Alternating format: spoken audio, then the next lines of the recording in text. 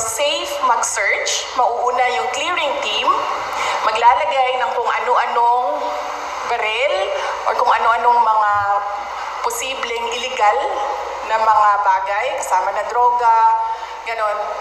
Pagkatapos, papasok ang search team. Pagpasok sa search team, syempre, nandoon na yung mga hinahanap kuno nila. So yan ang sinusunod nila. It's not without precedent ang pag-file nila ng anti-terrorism law. Yung mga sinabi ko ngayon, yun yung gusto nilang gawin. Kaya pinipilit nila na merong violation sa batas. Mag-cancel ng passport, mag-red notice, mag-unblock, mag-issue ng kaliwat kanang search warrant.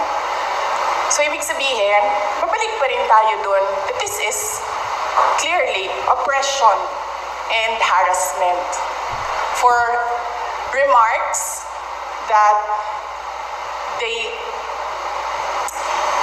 pinipilit nila to take it out of its logical context. Abogado ako. Alam ko kung anong illegal at illegal. Alam ko kung anong actionable at hindi actionable. Hindi actionable ang maghabilin ka. Hindi actionable yun.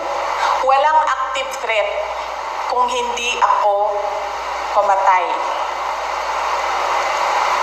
Walang mali doon. Walang illegal doon. Sinabi nila kahapon, kung sino bang nandoon sa inyo sa interview, press briefing namin.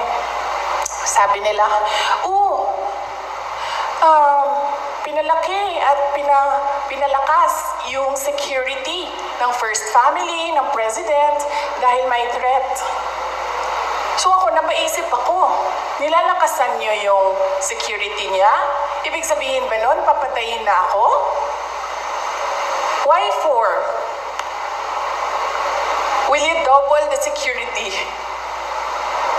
Diba? Itong mga dictators and oppressors, unfortunately, hindi sila magaling mag-isip. Basta lang sila tira, pero hindi nila iniisip na lahat ng sinasabi nila, it doesn't make sense, especially kapag nagsisinungaling ka, mahuhuli at mahuhuli ka sa pagsisinungaling mo. Kaya nung nakita ko yung